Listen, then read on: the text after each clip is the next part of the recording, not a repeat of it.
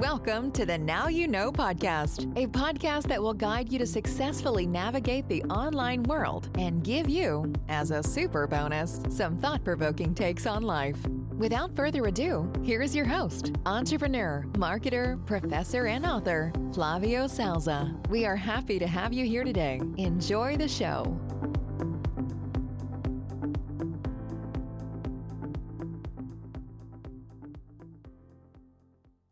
So let's talk about input and feedback. Don't be afraid to give your input and feedback to your listeners or followers if they ask for. It's important here is to be honest, polite, and constructive. It can be easier said than done, that's the reality. They're cannibals. When giving construct criticism, it's vital to make sure you are presenting a balanced viewpoint. It's not personal or you're not going against what the person did, in your input and feedback. But you have to give it the feedback if it's eventually positive or negative, as long as your balanced viewpoint makes sense. So this is more noticeable when it comes to negative feedback, unfortunately. I'm sorry, Dave. I'm afraid I can't do that. So your input and feedback must be also effective. Effective feedback is the feedback that it's heard by the person who asked for, and it's understood, and also probably accepted by the recipient, right? So another good idea is to make your input somehow actionable, because you don't want to empty feedbacks, right? Just, oh, yeah, great, thanks. Oh, no, that's nice. That's not really constructive. So you have to create some kind of input and feedback that gives some actions for the person to change, probably behave, or if you should point out some problems, very clear.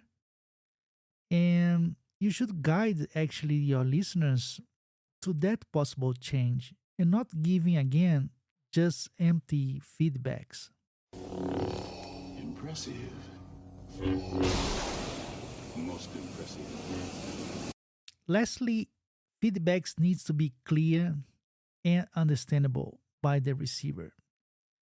Let's go back to the vague kind of feedback.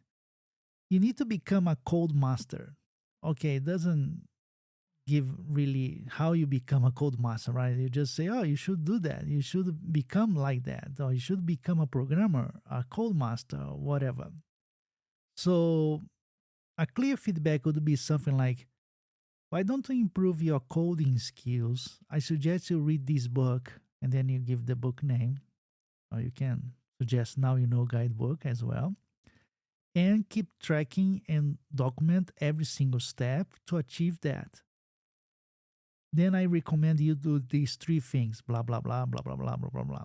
So it's much more clear what the steps or the action the person needs to do, right? So that's the kind of input and feedback I'm talking about here.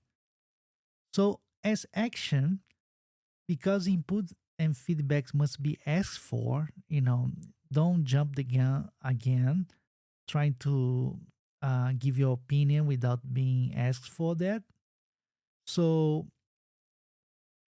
in that case, you don't need to prepare anything in advance, but be aware of what we have discussed here, okay?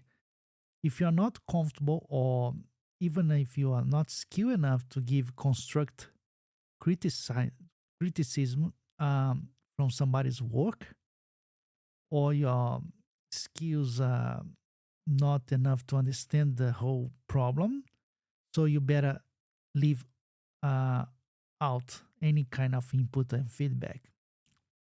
But if you're being asked for and you have the knowledge, then you go ahead and do, again, some actionable, constructive feedback, even negative or good ones. All right? So that's it. And next Monday, See you soon again. Bye. Thanks for listening. The Now You Know guidebook is now available at Amazon worldwide. Get your copy on paperback or Kindle. You can also keep up and interact with Flavio Salza via LinkedIn and Twitter. Plus, check back weekly for new episodes. Until next time, keep rocking and loving on what you do.